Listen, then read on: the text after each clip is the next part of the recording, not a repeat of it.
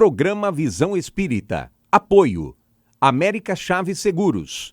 Seguro é proteger sua vida e seu patrimônio. Precision Hospitalar. Distribuidora de medicamentos. E Livraria Espírita Verdade e Luz.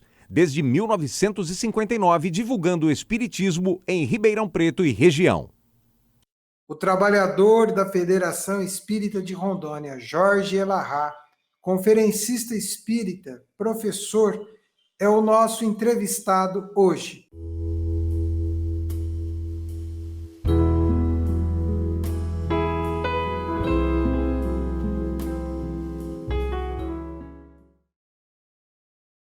O programa Visão Espírita pede licença para entrar no seu lar, levar-lhe uma mensagem de fé, de otimismo, de esperança e de confiança. Bem-vindo, Jorge, ao programa Visão Espírita. Olá, Zola, bom dia para você. Prazer muito grande estar aqui. Bom dia, Gilberto, aí nos nossos bastidores. Bom dia para todos os nossos ouvintes, nossos telespectadores que estão ligados conosco. Um momento maravilhoso para todos nós de reflexão sobre aquilo que a doutrina espírita nos oferece. Muito obrigado pelo convite, fico muito honrado de poder retornar mais uma vez aqui. Obrigado pelo espaço ao Visão Espírita.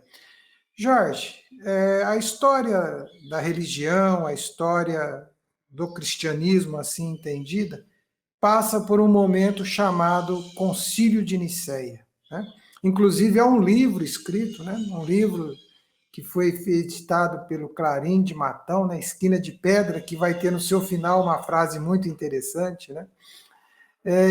Nos ajude a contextualizar dentro do Espiritismo os reflexos, a percepção do que é, o que foi e este Concílio de Nicéia.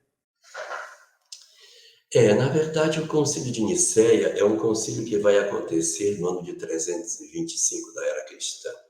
Ou seja, já haviam passado mais de 3 séculos do nascimento de Jesus. O cristianismo, portanto, tinha quase 300 anos, porque ele vai iniciar depois do ano 25, né? A vida pública do Cristo começa no ano 30 da Era Cristã, porque começa no 15º ano do Império de Tibério César, que começou seu império em setembro do ano 15. Então, esse processo de divulgação do cristianismo, ele se deu de maneira muito informal, perseguido de maneira muito forte pelo Império Romano. E como não existia imprensa naquele período, os escritos eram copiados à mão, com temor. As pessoas anotavam e guardavam os escritos, e as anotações dos apóstolos, elas foram sendo multiplicadas de mão em mão, e existem, inclusive, vários estudiosos que questionam, não é, a legitimidade, a exatidão dos textos, considerando que isso foi copiado da cópia da cópia. E durante esses séculos todos, o cristianismo era uma doutrina perseguida apenas com os seus textos postos nos vários pergaminhos que continham o pensamento dos cristãos primitivos. Os séculos vão se passando e o Império Romano continua na sua sanha de perseguição aos cristãos. E as cópias desses textos religiosos, elas são multiplicadas ao longo do tempo, e à medida que o tempo vai transcorrendo, você vai tendo cada vez um volume maior de pergaminhos com as histórias de Jesus, copiadas à mão pelas pessoas, e uma perseguição terrível acontecendo em toda a humanidade. Aí, quando chegamos no ano 324 da Era Cristã, ocorre uma batalha. Nessa batalha, o imperador romano do período, chamado Constantino, ele tinha uma preocupação muito grande nesse período, que era vencer essa batalha. E durante a noite, quando ele estava dormindo, ele sonha com uma imagem, aparece uma cruz, e embaixo escrito em latim: sob este signo tu vencerás. Mas esse vencer era internamente, era a vitória do homem sobre si próprio, e não a vitória do homem sobre outro homem. Constantino acorda no meio da noite e entende que aquilo era uma mensagem literal. E ele manda raspar a águia que estava marcada nos escudos dos soldados romanos e manda colocar a cruz nos escudos. E para a infelicidade do cristianismo, ele vence a batalha. Como ele venceu a batalha, ele atribuiu a vitória ao novo Deus. Quem era o novo Deus? Ele entendia Jesus como o novo Deus. Os romanos tinham vários deuses, a ideia de muitos deuses era comum. Eles tinham deuses para todas as coisas, deuses maiores, deuses menores. Eles tinham inclusive os chamados penates, que eram os deuses familiares. Então, na porta das casas romanas haviam pequeninas esculturas de madeira dos penates, que eram os protetores familiares, como se fosse o guia da casa. E então eles era muito fácil considerar a entrada de mais um deus no panteão que os romanos possuíam.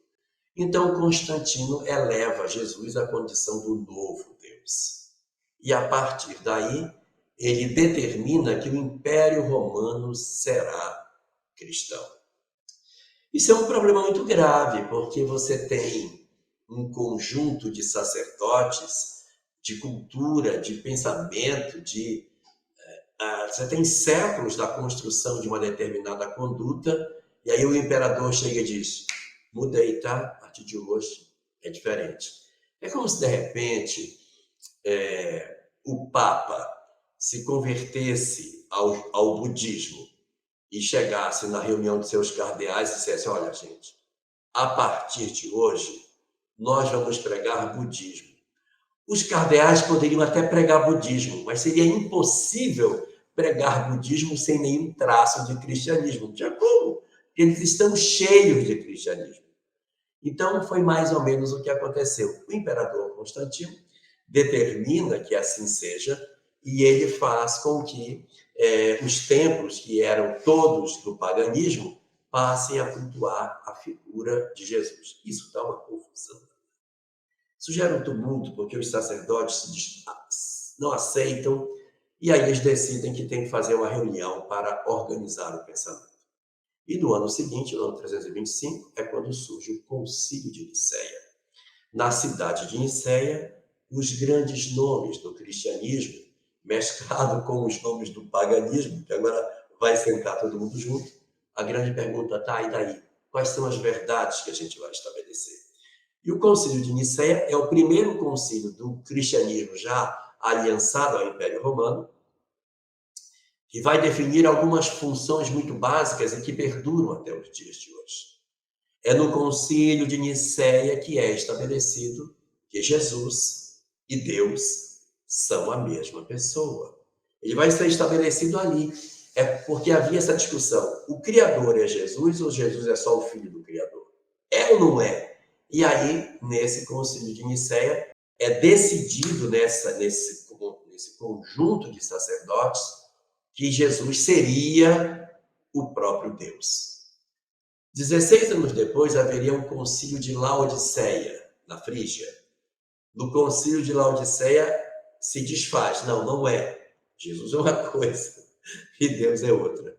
Depois tem um terceiro concílio que vai juntar de novo e vai dizer, não, ele é assim. E aí perdura até os dias atuais a ideia de que Deus e Jesus sejam a mesma figura.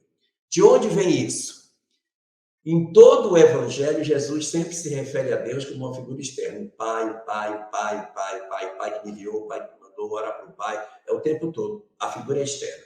Mas tem um momento na Santa Ceia em que Felipe vira-se para Jesus e diz, Senhor, mostra-nos o Pai.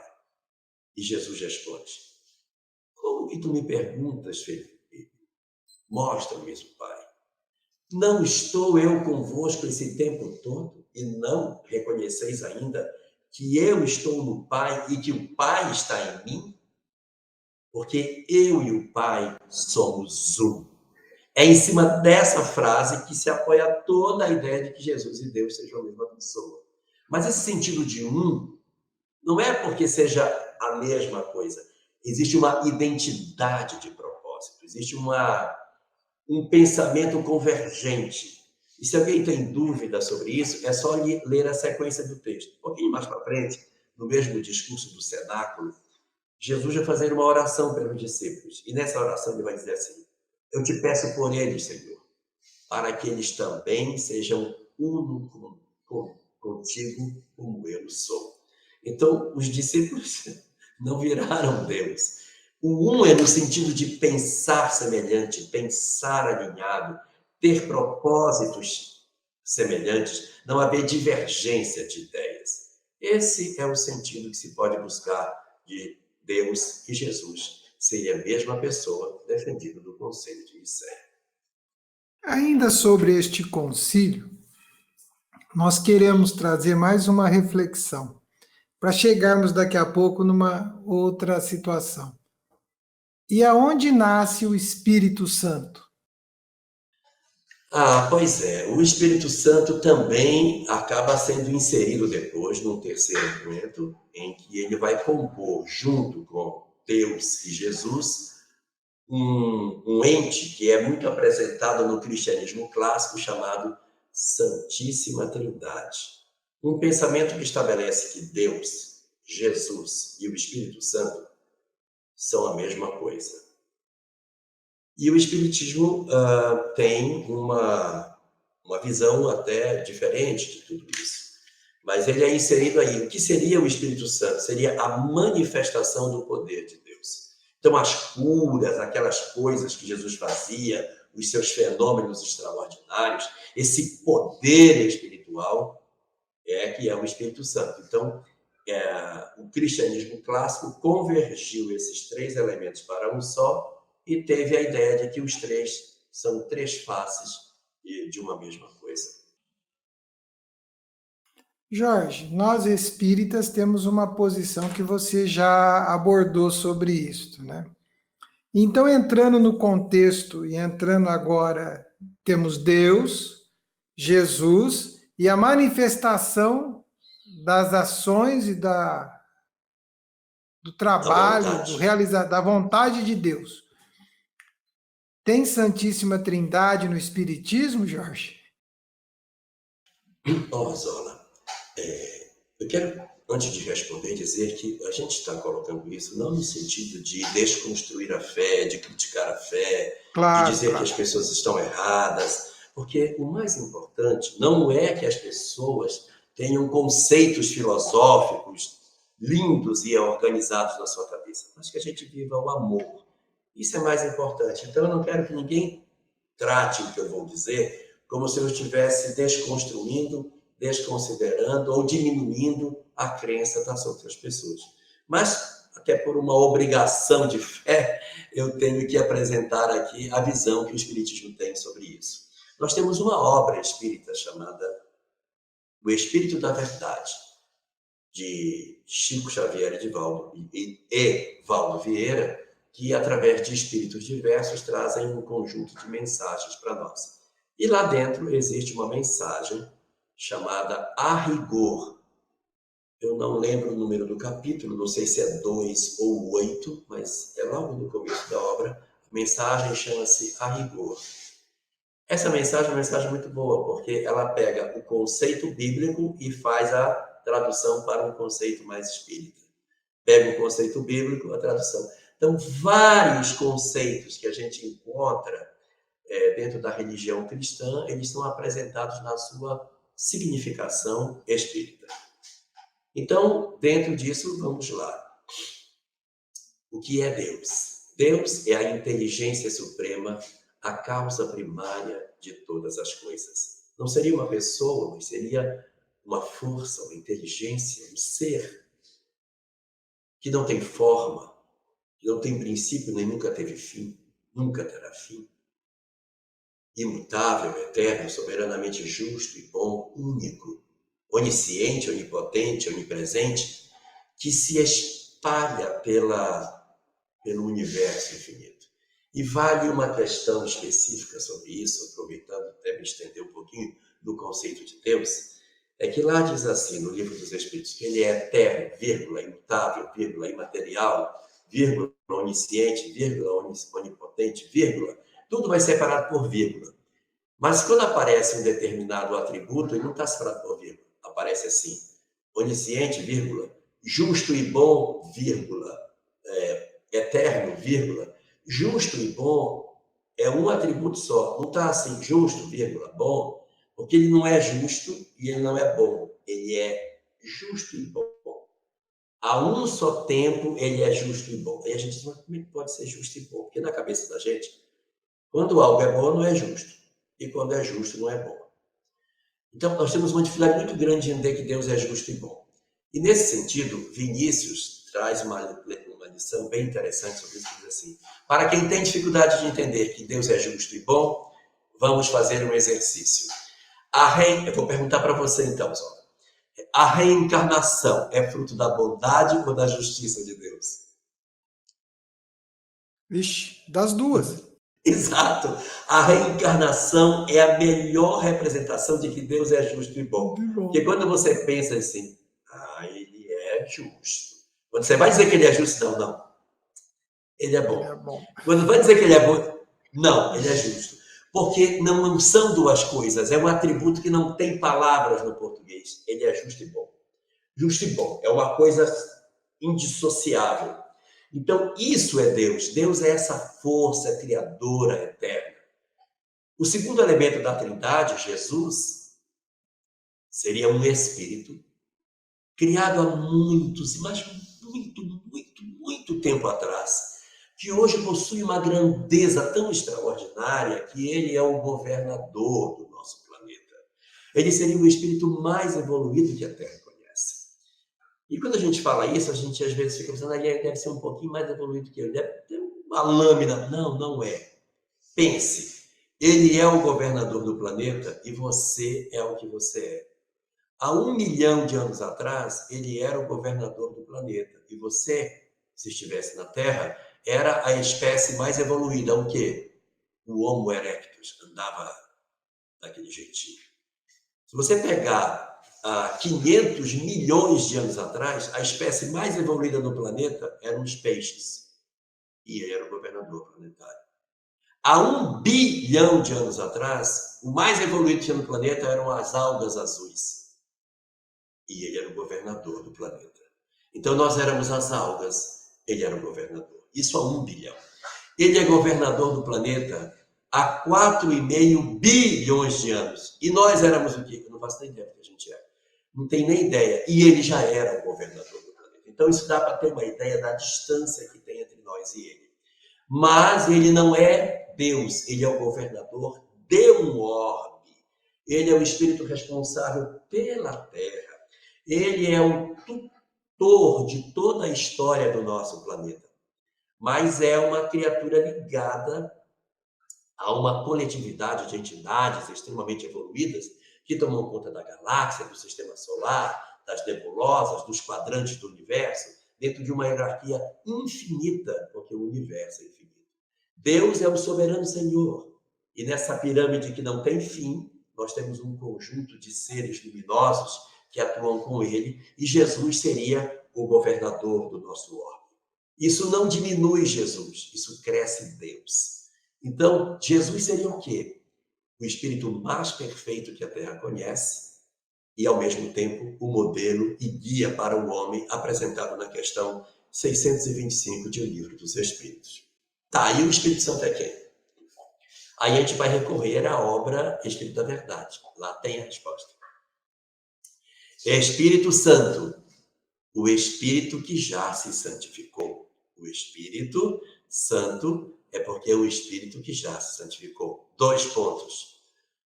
Conjunto das entidades angélicas que colaboram com Jesus na organização do planeta.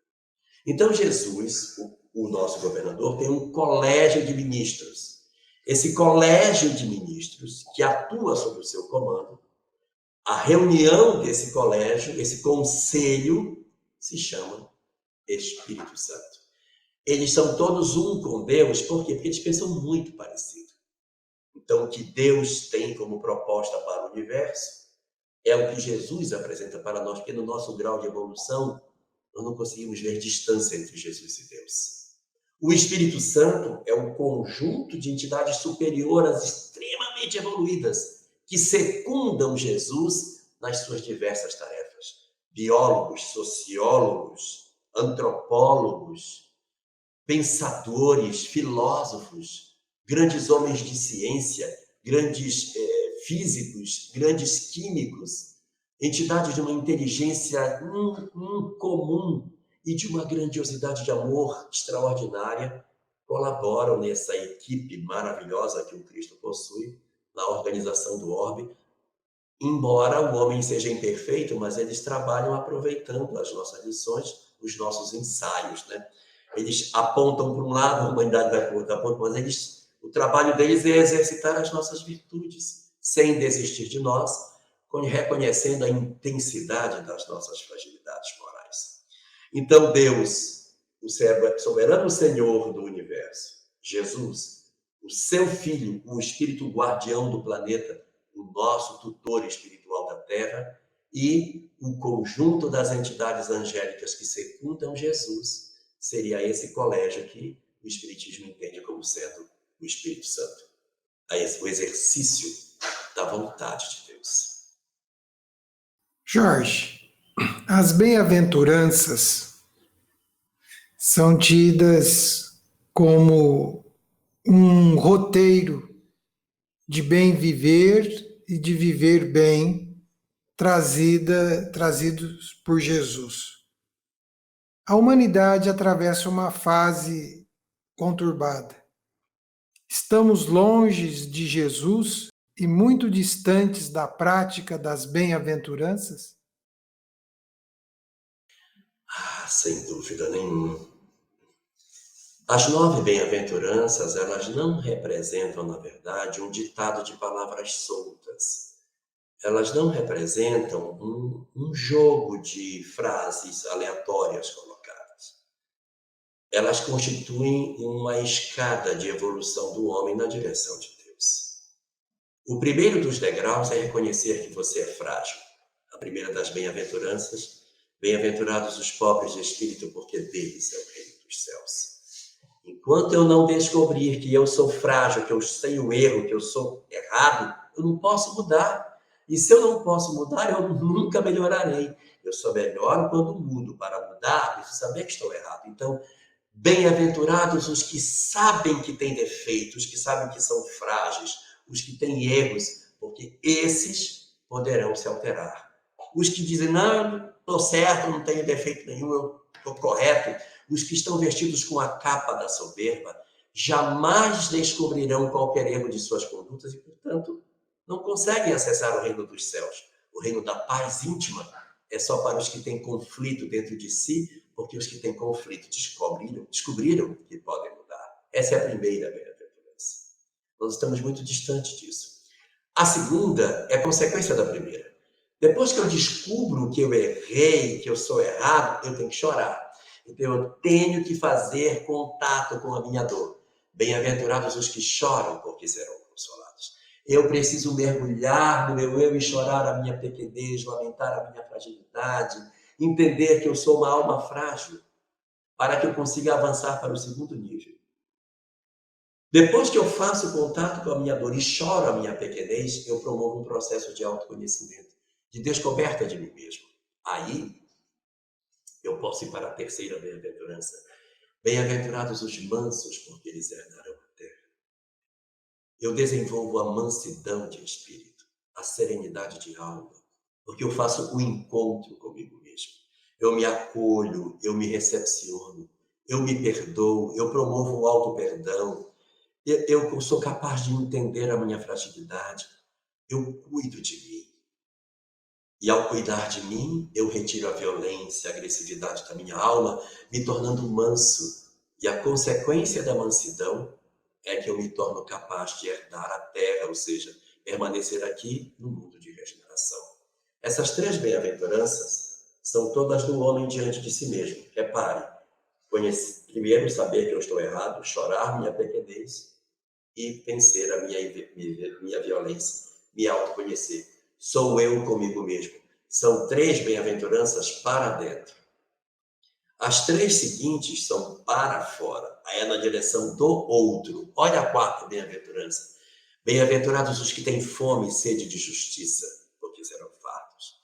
Depois que eu me modifico, depois que o Cristo participa da minha vida, e eu não me conformo mais com o que está errado. Eu tenho que consertar o que está errado. Eu vou pedir perdão das pessoas, eu vou consertar as besteiras que eu fiz, eu vou interagir para corrigir o que está errado. Eu saio da minha indiferença e me preocupo com o outro. Eu não é mais eu comigo mesmo. Eu vou procurar para corrigir as imperfeições que existem. Às vezes deixamos pelo caminho relações mal resolvidas, feridas nas relações com os outros. Então, eu revisito essas pessoas para poder fazer isso. A quinta bem-aventurança: bem-aventurados os misericordiosos, porque alcançarão misericórdia. Primeiro eu fui atrás de pedir perdão, agora eu vou conceder perdão. Bem-aventurados os misericordiosos é dar perdão às pessoas. A sexta bem-aventurança é a segunda quietude. A primeira era a mansidão, eu comigo mesmo. Agora, quando me pacifiquei com o próximo, a sexta bem-aventurança: bem-aventurados os puros de coração, porque eles verão a Deus. Ai, perdoei, fui perdoado, estou em paz. Aí foram 3 para dentro e 3 para fora, mas tem mais 3. Ué, se era para dentro, para fora, falta para onde ainda? As 3 são para cima agora. As últimas 3 são para a causa. Bem-aventurados os pacificadores, porque serão chamados filhos de Deus. O pacificador não é mais uma questão minha nem do meu próximo. É eu com o mundo, com a causa, com a vida, com Deus, com as coisas. Eu já transcendi a minha história e estou na direção do mundo.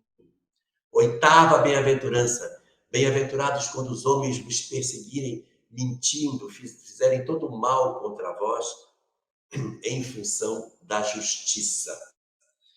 Então, eu vou sofrer, vou passar por uma série de coisas, porque eu vou querer corrigir o mundo. E quando eu sair para o mundo para corrigir, eu vou ser humilhado, perseguido, ridicularizado.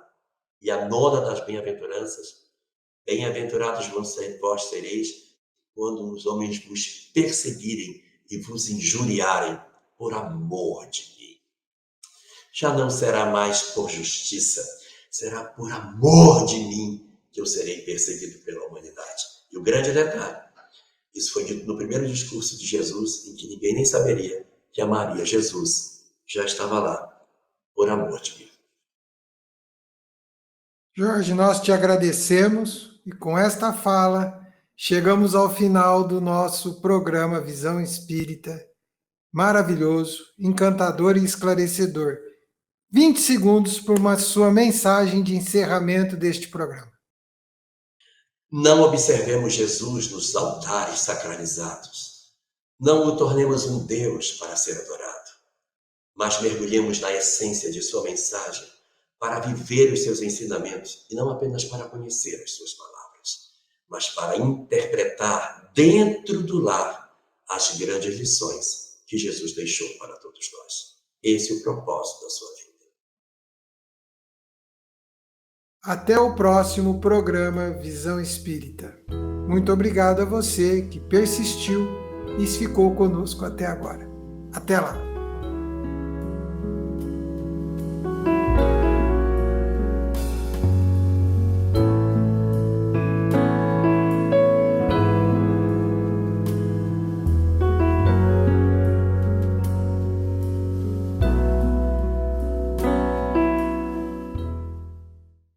Programa Visão Espírita. Apoio. América Chaves Seguros. Seguro é proteger sua vida e seu patrimônio. Precision Hospitalar. Distribuidora de medicamentos. E Livraria Espírita Verdade e Luz. Desde 1959, divulgando o espiritismo em Ribeirão Preto e região.